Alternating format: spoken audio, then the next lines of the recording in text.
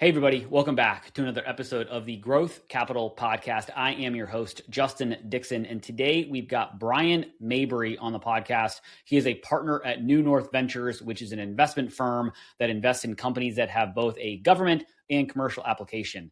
Really interesting episode because we dig into Bryan's background, which is kind of unique. He started his career in the military before moving and working in the government and the CIA, before moving into the startup and the kind of venture capital space. So we talk a lot about the differences of investing in companies that have both a government and commercial application versus just a commercial application, the benefits, maybe the drawbacks. But I think you get a lot out of this episode. So let's get Bryan on the pod. Interested in hearing conversations with private equity leaders, CEOs of private equity-backed companies, and startup entrepreneurs where they share their stories about their career journeys, starting, investing in, and scaling successful businesses, and the important role that having the right talent plays in building a successful business, then you are in the right place. Welcome back to another episode of the Growth Capital Podcast. Here's your host, Justin Dixon.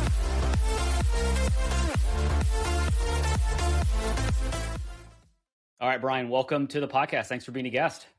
Thanks for having me, Justin. Awesome. Well, let's jump right in a little bit. Share a little bit about where you are, who you are, and kind of what you're up to right now. Sure. Yeah. Thanks for having me. Bryan Mabry, I currently am a partner at New North Ventures. We are headquartered in Portsmouth, New Hampshire. We're an early stage venture fund focused pretty much exclusively on dual use and critical technologies, generally flavored around the national security space. Our Fund 1 portfolio is about 17 companies, some of which you might have come across a few names in the media recently. And then as we're moving on into our second fund now, we're focused on the same space, but taking a little bit more of a sort of traditional hands-on approach, some larger investments in a smaller list of companies, but still focused on those sort of critical and emerging technologies that are supporting both commercial and government use. Started my career in government myself. First 13 years I spent at CIA in one of the operational specialist units there, largely working in war zones and some of the more conflict regions. Got out in 2015, went to work for a global infrastructure company. Sucked back into government, surprisingly, as an assistant secretary on the foreign aid side.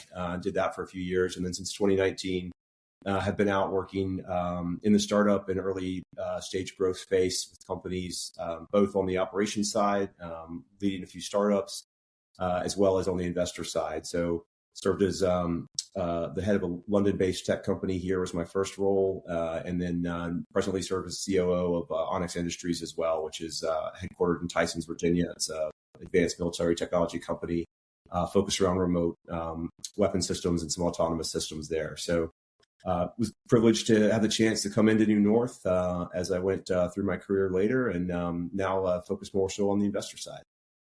Awesome. Well, there's a lot to unpack there. I want to start with the CIA, and obviously we're recording this, so don't tell us anything very confidential.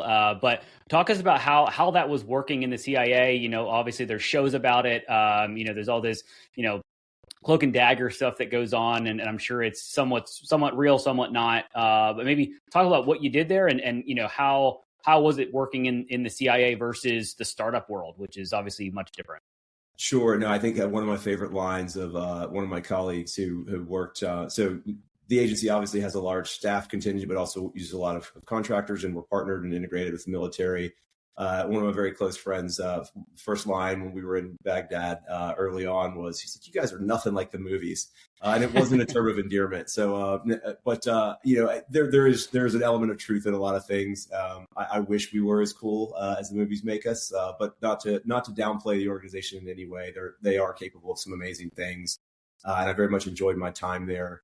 For me, I think the things that translate across those worlds. So I ended up kind of working in a group that ultimately was focused on the protection and securing of folks in conflict areas or denied areas. So we enjoyed relative anonymity until the whole Benghazi scenario happened. That was my group, which was the global response staff, and then the movie 13 Hours made us quite public thereafter. So I had the privilege of serving in that group, and then also leading the training element of it for a time before that. So I think the things that translate really to the startup world particularly are just the sort of the ability that you must have to adapt and to be flexible. Certainly, the traditional mantra, the cliche of no plan survives first contact is I think applicable in both of those worlds. I certainly have seen that in the startup world many a time. The most well orchestrated plan, and whether it's a funding plan or a government contract or what have you, inevitably, the proverbial shit happens, and as it will in all facets of life. And so how you react to that and how quickly you react to that, I think, are very translatable skills across both of those sort of sectors. And I guess going back into kind of New North, maybe walk us through how you got introduced to them. Like what was the kind of the entry point, and I guess maybe even before that, what caused you to want to kind of move out of very big government CIA working in war zones and in conflict zones all over the world to startups? Yeah, it's a great question, and I wish I could say that it was some well-architected life journey plan that I had for myself that came together seamlessly. But so New North was founded in 2021 by Brett Davis and Jeremy Hitchcock, and Brett was a good friend of mine. Served in the agency, was quite a legend there for his entire career. Previously served in the Navy. Prior to that, and had the good fortune of working with him. Kept in touch with him after he retired, and he ended up getting in touch with Jeremy. And so Jeremy Hitchcock was a incredibly successful entrepreneur, had founded several companies. He had sold his first company, Dyn, which is a large internet infrastructure company, to Oracle, and a very successful exit, and gone on to launch several other companies and advised a number. He had been investing personally in a number of early stage companies, and he and Brett got together and decided to form New North. And so that was sort of the initial impetus. I was introduced to them through Brett. And then unfortunately, shortly thereafter the founding, Brett passed away from cancer very, very suddenly. And so Jeremy continued on with their vision, and New North continues in that form today. We brought on several other venture partners, other folks from both industry and government. And so New North, I think one of the unique differentiators is the sort of diversity of the folks that are involved in the organization. And that expertise is then obviously, subsequently available to portfolio companies and LPs alike. So I had been sort of in their ecosystem, doing a little bit of deal flow and a little advisory stuff over the years. And then Jeremy reached out and said, well, what would it look like for you to come into the fold? And so I jumped at the opportunity, and I've been able to be a more involved part of the team, which has been really, really exciting. To your question about how did I make that pivot, I think for me, I was 14 years into my career and 14 years away from retirement eligibility on paper. And so it was truly a crossroads of sorts. And, if you would ask 22-year-old Bryan, he would have said he was going to, retire at 50 from the agency and then probably go work for a Raytheon or Northrop Grumman or whomever. And that was kind of where I saw that initial path as I got more involved, and particularly one facet of the training role that I held with my old unit was doing a lot of test and evaluation of new and emerging technology that we were deploying, which was really exciting to me. But in doing so, you also get to see the sort of pain points of these early stage companies that maybe have some truly revolutionary technology. And then you might turn around a year later and say, oh, well, where was Justin's widget, from company X? Oh, well, they don't exist anymore because they folded. And so getting that sort of painful lesson of what, the colloquial valley of death is a real thing, and understanding that, particularly when it comes to government contracting and companies that are supporting that, being able to translate that to investors who expect sort of, a unicorn return on an early stage VC company, or obviously that's the ideal, but explaining to them that that unicorn return might be 3 years away because that company's only doing business with the government. And that's nothing to do with the company's prowess or success, but it's everything to do with the traditional, bureaucracy and procurement. And so I found myself kind of in a unique position to be able to speak to both of those roles. I served as a contracting officer when I was in government, and so was doing some of that acquisition directly and overseeing some of those contracts. And so I found myself kind of with a wide lens of the pain points on both sides, and so kind of set about trying to minimize that pain where I could.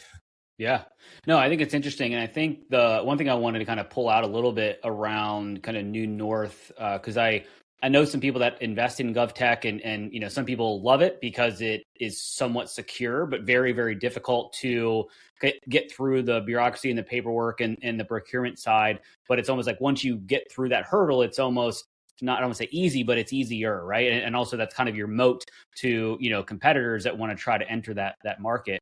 But correct me if I'm wrong, you guys have more of a dual use kind of requirement for the companies that you invest in. So they can be applicable to the government, but they also have to be applicable to the general population. So maybe talk a little bit more about kind of that kind of dual mandate as you're evaluating, companies both on the investment side and then, once you get in there and how that operationally works. Sure. No, so you're absolutely correct, Justin. That's our focus for our thesis. And so, I always give the example of we wouldn't invest in just a missile company, but we might invest in a guidance company that provides guidance systems to weapons, but also to commercial airliners. So some of the sort of underpinning technologies are things that are interesting to us. I think I'll give an example. One of our Fund One companies that's been in the news quite frequently lately is Reality Defender. So they're focused on deep fake detection, which is obviously applicable in both everyday personal life and of course on the government side as well. And so those are the types of things that we look for that have that. On the investor side, there is also the sort of the valuation of a government contracting company exclusively differs than that which is focused in the commercial space. And when you can marry those two together, you're able to change that multiple for a company's valuation. Similarly, we've all unfortunately been privileged to a few government shutdowns and funding delays and budgetary challenges lately. In those instances, the government's not awarding new contracts in most instances. So no new starts are allowed.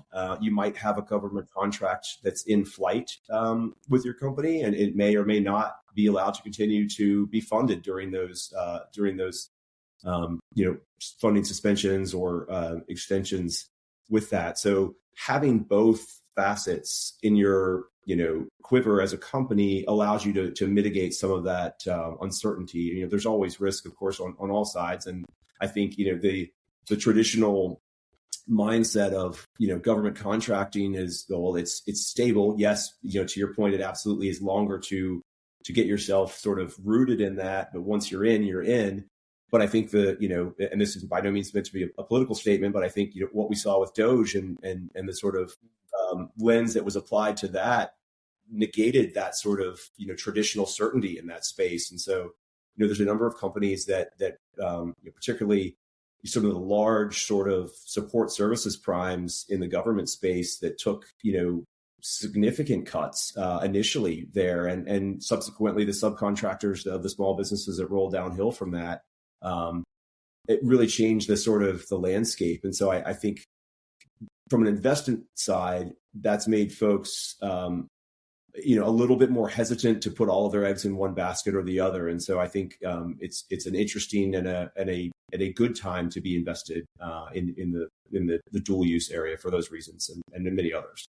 Yeah, I totally I totally appreciate kind of the not putting all your eggs in one basket because you never know when that basket's going to close or topple or something. So I guess when you're looking at these companies, are they mostly pure tech, like SaaS style businesses, or are they also kind of hardware services? Like what's the typical kind of target investment? Maybe, and maybe it shifted a little bit from Fund One to Fund Two, given that you're being a little bit more selective and more hands-on in Fund Two than more of the traditional VC fund approach in Fund One.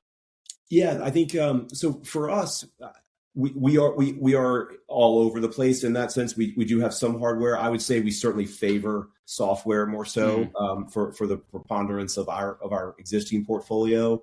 Another company in Fund One, Havoc AI, is a an autonomous maritime platform. So there's physical hardware, physical boats that are out, and so we do play in that space as well.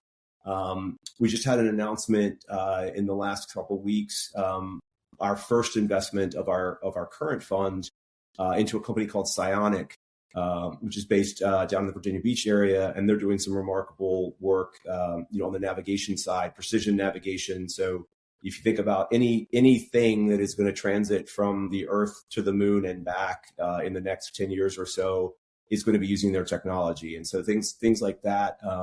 And there's obviously a hardware component to some of their offerings as well. So we look for things of that sort. But some of our other companies in Fund One, Sweep, those types of companies are pure, looking more towards software side. We've got some communications companies in there as well, Bluetooth to space communication capability, and then we've got some traditional sort of more. I guess we'd call more, traditional cyber type companies as well in Fund One. So we're pretty diverse, but we personally tend to lean more towards the software side of things. And then you mentioned kind of that there's a potential pivot from Fund One's kind of strategy to Fund Two. I'm curious about kind of the Fund One, kind of what was some of the uniqueness that you guys brought to the table from structuring deals or because if you're, funding things that do work with the government, are there things that you can bring to the table from a government perspective that were available to you? And then how has the pivot changed to kind of the strategy for Fund Two? Yeah, so I think on the Fund One companies, the access that we as a firm have from being formers from a lot of the customer base that these companies are looking at on the government side is allows us to kind of have that end user perspective of the utility of a product or of a company. A lot of times companies will have some truly incredible technology, but rightfully so, if their founders are not from within that sort of spookier side of the house, they don't actually know what the requirement is, or they may have designed it for purpose X, but on the backside of it, purpose Y is far more interesting to to a specific client set. So yeah, we sit in a great place to be able to sort of translate that back and forth and have that visibility on both sides. So I think that's one of the things that we've helped with our Fund One companies and trying to leverage those. I think as a VC for us,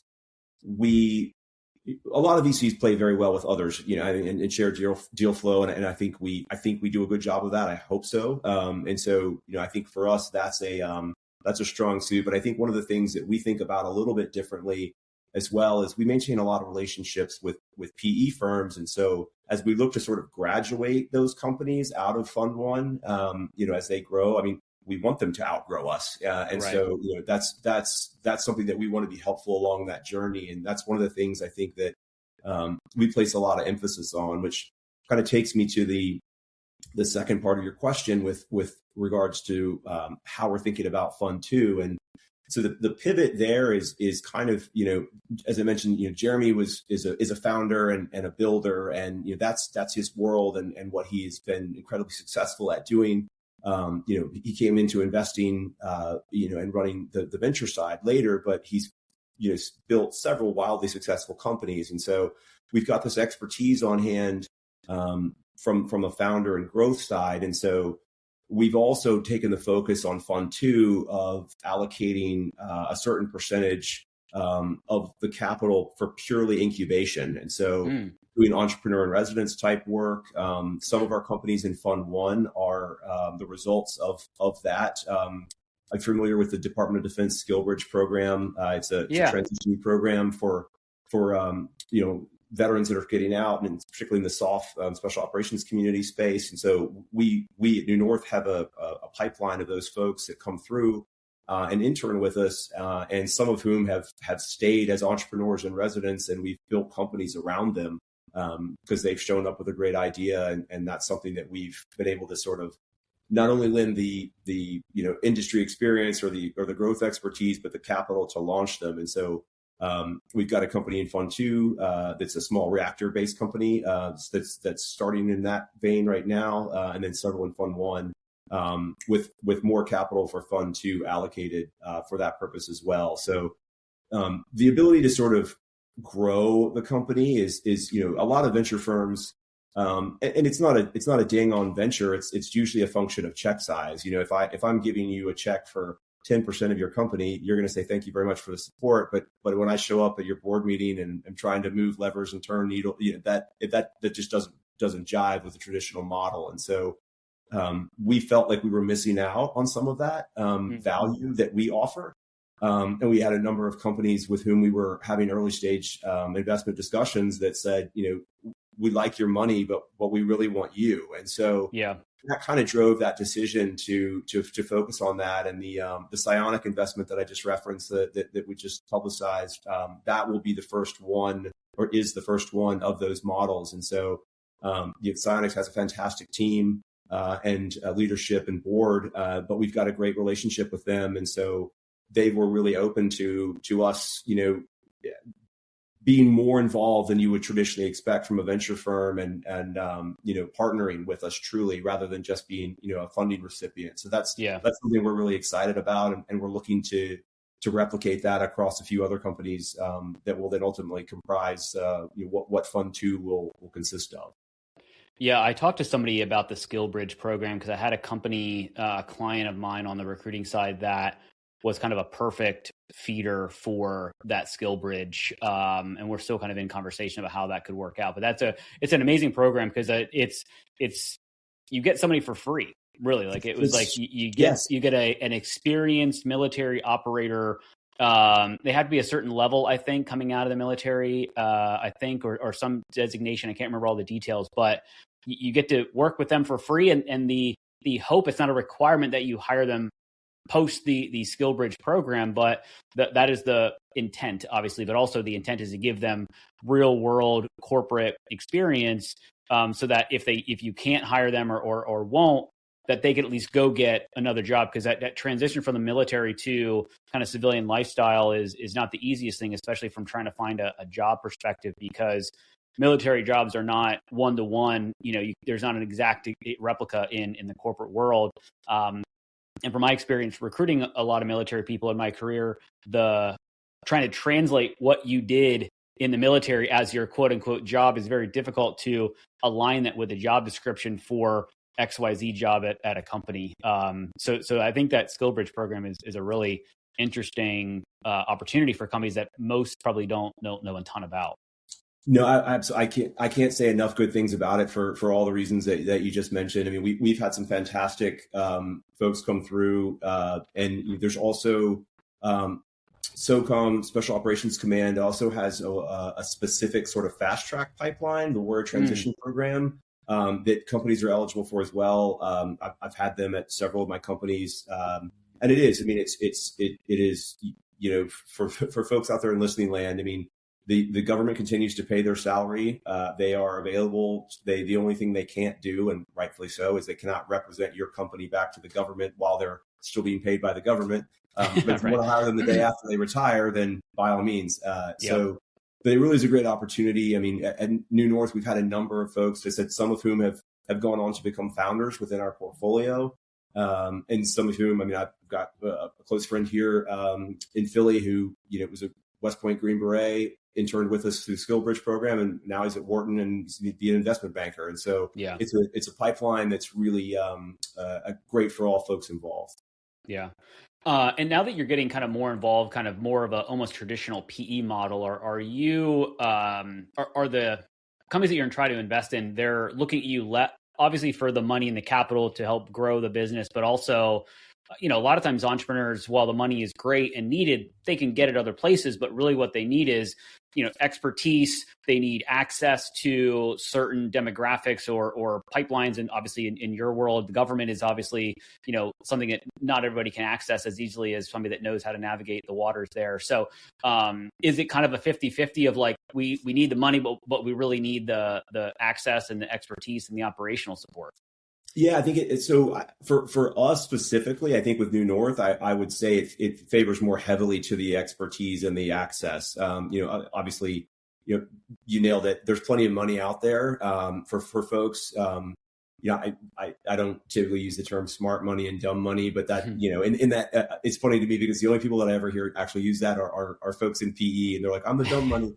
But usually the ones that say that are not dumb at all, to be clear. They're usually the most well-connected in my experience. But I think, for us, the value is that sort of, successful entrepreneurialism, government access, understanding of the landscape, and then having, run startups ourselves in the government sector and the commercial sector and dual use. It's that perspective, I think, in the example of another one that we've got on the horizon right now, we're potentially considering, they probably could raise their capital elsewhere and be fine, but that's not really what they're after. They're after the relationship and what they see our value is. And so, which we're very proud of that and very happy to leverage that and be involved. So that's kind of where I think our selling proposition is in that context. Yeah. I want to talk a little bit about deal flow because I remember around this time last year, I was at an M&A conference in Scottsdale. It was January 20th. Trump was, being inaugurated into the White House. Everybody at the conference was all about, this is going to be the year that the dam breaks and all this M&A activity is going to happen, because it had been kind of, mostly on the sidelines, 23 and 24, just with higher interest rates and all the other fun stuff. Obviously, that didn't transpire for most people in 2025. So I'm curious, kind of from your perspective, given that you're dual use, gov and commercial, did you see a downward kind of trend in 2025 from a deal flow and quality of deal perspective? And then would love to get your kind of forecast or maybe hopeful potential outlook for 2026, even though we don't know what's going to happen yet. So. Sure. Now, so on the 25 front, I think it definitely, I think from our perspective, I think I would say it was, and there's a lot of articles out there to sort of support this theory. I think it was much more difficult to raise capital for venture. And I think that there were, on one hand, there was a lot of positive narrative around the sort of streamlining of government procurement, particularly in the defense space, and all of those are great, great things for startups and great things for industry, and hypothetically will advance, procurement and all of those things. Speaking with a former government hat on, I think one of the challenges, and I still have some folks in, some of the procurement aspects and facets at GSA and folks like that, they are challenged with, we understand the mission, we understand the directive, but the underpinning bureaucracy that supports and enables those things isn't quite as quickly to adapt as a pen stroke and an executive order or all of which. It's not that those institutions are resistant or trying to be obstinate to slow that sort of change. It's just that it is, the government bureaucracy at its sort of core. And so it's a little bit of, they don't know what they don't know in trying to sort of affect those new changes. And so I think that slowed a lot of things. I think particularly with early stage companies in 25, between the shutdown and some of the uncertainties with, some of the DOGE contract cuts and things like that, a lot of folks were just sort of biding their time to say, well, it's one thing, I think, for a more traditional pure tech company that's supporting both facets, but I also know companies that were supporting, for example, a colleague who founded a company that's uses AI for grant proposal response, particularly in green initiatives. Well, that sector kind of went away, and so right. it's can you adopt that technology to have a more broad use? The answer is yes, but that takes some time. And so I think certain, I don't want to call them unique situations, but there's a confluence of events, I think, that made it a tougher year than folks anticipated, for to your point of expecting this sort of dam to break on that. I also think that some of the larger primes, it's going to be interesting to see how this plays out downstream.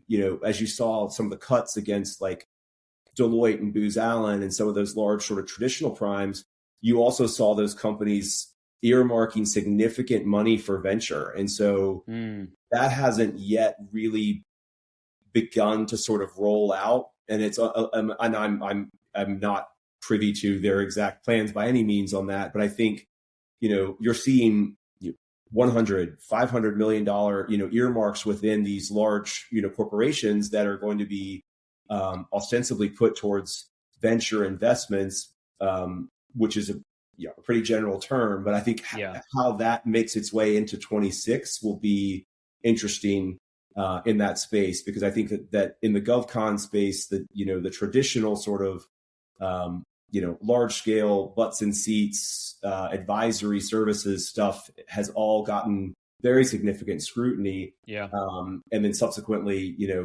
if the alternative investments come in the form of venture or acquisitions or incubation of small technology, and I'm thinking in those contexts, around AI enabling consultation, that kind of things that can make the government more efficient, whether it's supply chain or ordering or all of that stuff. Those large primes may well be likely the implementer of that, but they're likely buying that capability through, or funding it through a venture firm, necessarily than building it organically. So those are kind of the things, particularly in the federal space, that I'm interested to see how they play out in 26, which I think, hopefully time will tell. Yeah, no, I'm going to the same conference in a few weeks, so I'll be very curious to hear the sentiment from the lower middle market PE folks and see kind of what they're seeing. Hopefully, they're seeing maybe a more realistic, or maybe the outlook hopefully is a little bit more rosy than it was. I mean, obviously it was at its peak last year, but then it kind of really fell off a cliff pretty quickly as far as that goes. And I would before we talk a little bit about AI, because we'll have to talk about it, everybody is, but I guess for you guys being kind of exposed to the government sector, while you're dual use, you're still exposed to it. So some of the things that happened specifically to the government, DOGE cuts, the shutdown, probably added a little bit more rigor or pain to kind of the deal flow for you, as opposed to a venture firm or a PE firm that is more focused on just more B2B SaaS, and maybe selling to the government is a bonus but not a requirement. Yeah, I think we were very fortunate. I mean, with our portfolio, to not really have a lot of direct impacts from some of those cuts. I think on the flip side of it, on a deal flow perspective, like we saw, and then this is a geopolitical influence, not necessarily a domestic one, but we saw an absolute deluge of like UAV and UAS manufacturing companies. I mean, I kid you not, I probably got 20 to 30 of those a week coming through our initial filters. And so I think there was a lot of an ecosystem that built around that. There's a lot of that that's happening, obviously in Ukraine specifically, but there's also a lot of U.S. Entities that are trying to sort of prop up or capitalize on that, and that became a really, really heavy thing. And for us, at New North, as I mentioned before, like I'm not interested necessarily in the ability to manufacture a novel aircraft. I'm interested in a novel way to communicate with it, or how it can, communicate when, it's in a denied or a GPS spoofed area. Those types of things, those are interesting because that's more universally applicable. But as far as a payload capacity and those kind of things, they're all very, I'm not to say those aren't successful businesses, because they are, and they can be, but they don't have venture scale, as it were. And so, there's a lot of sort of bespoke mission specific manufacturing going on, which is very necessary. And putting my old life hat on, that's exactly what I needed. But from an investor side, that's not the wagon that I'm necessarily going to hitch my fund to, because even if every special operations tier 1 unit in NATO bought it, that's still only going to take me but so far. Yeah. And so that's kind of how we think about those things. And it's not to downplay the technology or the success of those founders.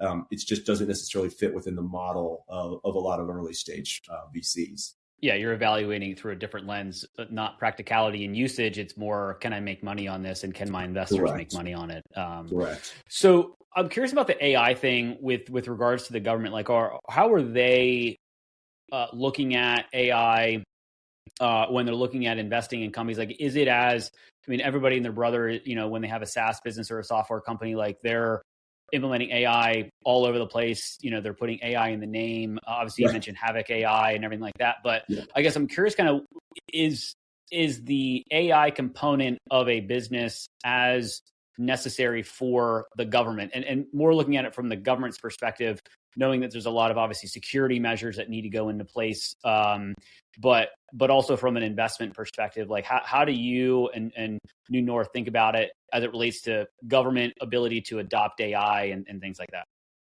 I think, for an adoption perspective, I think the places where it's easiest to make a clear-cut use case that is, I don't want to say not security constrained, because it's absolutely security constrained, but in the context of, if, for example, navigation. So, if I'm using an AI model to fly a UAV in a GPS denied area, and it's using AI to terrain recognize what it's flying over because it has a preloaded satellite imagery of that thing. It says, okay, I see this mountain, I'm here, I know where I am, even though nothing's talking to me. So that application of AI, for example, from a navigation perspective, is one that's a pretty easy and clear-cut use case, and it's an easy one to adopt because it's a problem.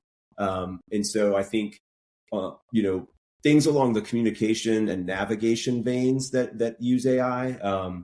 My company Onyx, like we use AI in target recognition. So we have a remote autonomous weapon system that is scanning an area, and it knows to look for people, drones, and vehicles. And so I don't need to watch it. It sends me a message and says, hey, one of the things you told me to look for is in this space right now. What would you like to do? And so, that's applicable for non-kinetic ramification, as well. That could be as simple as, home security cameras that many of us have. I mean, a Ring doorbell has that built into it. Show me when it's a package versus a human. So, the government has gotten, I think, pretty comfortable at adopting those things at a more advanced level.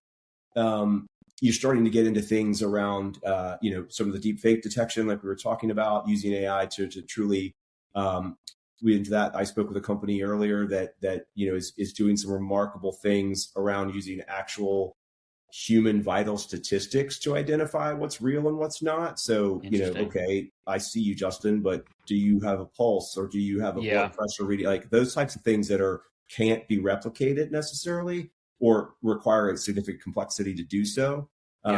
So I think that those are the areas where it's quickly being adopted. From an internal perspective, running AI in a classified system is it's absolutely happening. But I think that's one where you've got every sort of leading AI company, your Open, your Anthropics, all of those folks making significant investment in getting or staying deployed in classified systems because of that. And so, got it. I liken it back to AWS, 15 years or so ago, when they got GovCloud figured out and became the cloud provider at the time for the intelligence community. Whoever wins that race in that same vein will be I think similarly sticky, in that community. And as the GovCloud contract has, matured over time, you've seen, sort of the other big players get involved, and jockey back in, or the government finally comes around and says, I don't like that this is a monopoly. Who else can do this? And then they open it up to a multi-award. And so I think, just based nothing solely other than on historical behavior, that's probably what we'll see with AI. I think you'll have an immediate sort of prime victor who emerges as the sort of lead. And then I think you'll have the government then subsequently say, all right, great, who else can do this? And you two are going to play nice together, whether you want to or not, because somebody will advance one capability more than another. And ultimately the government's going to want the best of everything they can get. Yeah. If founders are out there listening to this and they have a product that is applicable to a commercial application, is it necessary, or do you think they should try to figure out if there's a way to use that in a government setting? Obviously they would, if they don't have government access, they would need to get that in order to make that process a little bit more smooth. But if they're like, holy crap, this thing that I've built that works in ABC company could also probably work in the government. Like, how do you think about that from like a founding perspective of like, should you or shouldn't you? Yeah, it's a great question. So I'm laughing because anyone that's seen me speak at a panel has heard me say this probably ad nauseum. So there's two schools of thought, and I've been through this with one of the first startups I worked for. You either have a product that you want to get right for the most discriminating customer, so i.e., the intelligence community. If it's good enough for them, if it's good enough for the top tiers of the military, if it can stand up to their security testing, et cetera, then it's probably good enough for everyone else. So that's one approach and one school of thought, which I don't disagree with, but I will caveat that with saying the road to that, the accreditation time, the testing time, all of that is almost intolerable to most any investor. So unless you are just a wildly self-financed, company that can handle that, an Anduril or somebody like that can ride that wave while the government gets through its wickets, that's a challenging way to go. Whereas I think if this were 20 or 30 years ago, my answer would say, well, you know what? You need to figure that out because that's what you're going to have to do. Now, I think the government has become more cognizant of those challenges, and a lot more decision-making authority from a procurement perspective, or at least signaling a demand, has been pushed down to the operators. And so if I walk through Soft Week or a demo at, Fort Bragg, and I say, oh, I'm so-and-so in unit whatever, and I really need that thing. Yeah. They're going to figure out a way to get that thing inside or get it accredited so that I can use it in the meantime. And I think, so, from a founder's perspective, if you have those insights of that, or you have that access to end users that can validate the need, and similarly could say, hey, you know what, this thing's great, but they are not going to be able to use it until you do X, Y, and Z. Then you can explore things like maybe pursuing non-dilutive funding through a SIBR or through, some sort of research grant, those types of things that Department of War or any of the works, the AFWorks, SoftWorks, this sort of Defense Innovation Unit, you can pursue some funding there to try to take it from here to here. But don't eat that on your own unless you have a very clear runway. And the only other cautionary tale that I always tell founders, particularly focused in the government space, and the IC is woefully guilty of this, is you better have a clear roadmap for your development and be able to stand by that to a point. Now, you want the iterative customer feedback and you want to improve and you want to be able to meet those demands. But I've seen a lot of non-programmatic level funding, like onesie twosie, I've got year end $2 million, and Justin, I really need you to make that Peloton go like just a little bit this way instead. You're like, sure, I can do that. Well, now you've taken yourself off of your roadmap and you've got to fund yourself to get back. Or you've created a bifurcated product line that now requires twice the money to maintain. And all of those things are fine if that's a decision that you willingly go into. But it's very easy to chase shiny objects in government space, particularly with that sort of spot and program funding that comes in. So I've seen companies die many times when they had a fantastic offering for inability to stick to their roadmap that ultimately didn't get them to a program of record in enough time to save them. Interesting. Well, I don't want to end this on a somber note, but I guess I'm curious a little bit about maybe, now that New North's got this second fund that you're working on and you're deploying capital out of it. Sounds like. What do you think? Like, if we jumped on a podcast a year from now, like, what are two things that you guys are trying to accomplish in 2026? Whether it's deploying capital or hiring people or whatever the case is. I'm just curious, kind of what that would look like. Yeah, I think so. I mean, firstly, I think you'll see a lot of additional growth from our first investment into some adjacent space as well from where they are. I think you'll see some incubation related companies get launched. Some of those will be probably in partnership with that company. So we've got a number of companies that sort of work around the autonomy in the maritime space, and there's a lot of sort of synergy around that Virginia Beach, Norfolk area in particular around some of those companies in conjunction with some of our portfolio one companies. So I think for us, to me, success would be, having that first investment really cooking and kind of showing, proving the model of that side. Another investment, at least into an additional firm, and then having some early stage entrepreneur in residence incubation companies up and running in the early phase. And we've got one that we're working right now that hopefully you'll see in the next couple months as an outward facing productized software offering that we're really excited about. So that's one that we're building organically internally right now. So getting those things across the line, I think would be a great year for us from my perspective. Yeah. Well, it sounds like you don't have a lot on the docket, so 2026 will be a nice slow year for you. We're looking forward to taking it easy. Yeah. Yeah. A couple of vacations in the middle of that, all that fun stuff. Awesome. Well, Bryan, I'd like to end the podcast like I end every podcast with a 3-pack of questions. So first question here is, what's a book that you or podcast that you would recommend that maybe you found helpful or useful?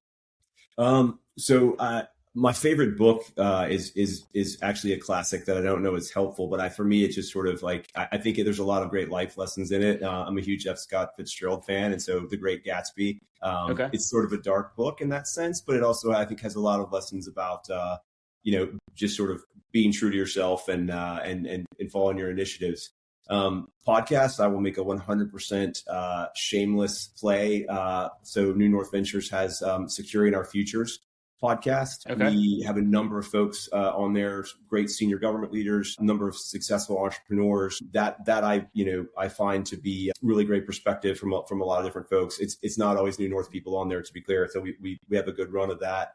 And I'll also put in a plug for the Spy Museum Spycast. I think, on the government side, Chris Costa, who runs the Spy Museum, is a longtime colleague of mine and friend, and he's got some remarkable guests and great conversation. So interesting. Gives flavor into a little bit of the geopolitical side, but also some industry, and he has some great sort of leaders of large corporations on there as well. Yeah. No, awesome. I will check those out. I didn't realize you guys had your own podcast. That's pretty sweet. I like it. All right. Second question here. Favorite thing to do outside of work? I think when I can make myself do it anymore, love to work out. Just, fitness in general has always been important to me. As I've gotten older, I've reframed a little bit how I think about it, but love to do that. And then I am absolutely a foodie, so really enjoy the restaurant and wine scene. So those two things sort of offset one another mostly. You do the workout and then you go out to dinner and have some wine. That's right. So I immediately negate any positive facet of the front end. But no, I really enjoy that. I mean, I think exploring restaurants and cities and different cultures and being able to enjoy those types of things is something I really enjoy. Yeah. Yeah, I had a buddy who was very heavy into working out, and then he would always eat like Chinese food at lunch. And he's like, I do the workout so I can eat what I want. Exactly right. Yes, I just, if you don't do the workout, you shouldn't eat what you want. Most people do, but he he did one so he could do the other. 100% agree. It's all things in moderation, including moderation, as they say. That's exactly right. Awesome. All right, last question here. Favorite vacation spot? Without question, and it's a doozy to get there, but the Maldives. Okay. That it is certainly not one you want to put on the docket once a quarter, but absolutely worth the trip. Yeah, because it's like a 24-hour, it's like a day trip. I have never figured out a logistical way to do it in less than 40 hours of total transit time, because there is a layover flight in Doha that I cannot figure out how to get under 8 hours. And so you're hanging out there. And then when you get to Male, you've got to wait another couple hours for a seaplane. It is. Don't go for less than 10 days. But I was gonna say, don't go for like a long weekend. Yeah, no, absolutely not. Yeah, you will hate life, but it is well worth it when you get there. Awesome. Well, Bryan, really appreciate you being on the podcast. If people want to reach out to you, maybe they want to learn more about New North and what you're doing, or pick your brain about government, kind of the government space, what's the best way to connect with you? Yeah, absolutely. So we've got New North website. Can connect with us there. I'm on LinkedIn, Bryan Mabry. And I'm Bryan at newnorthventures.com. So please do, and be glad to connect. And really appreciate the opportunity to be on with you, Justin. It's been a fantastic conversation.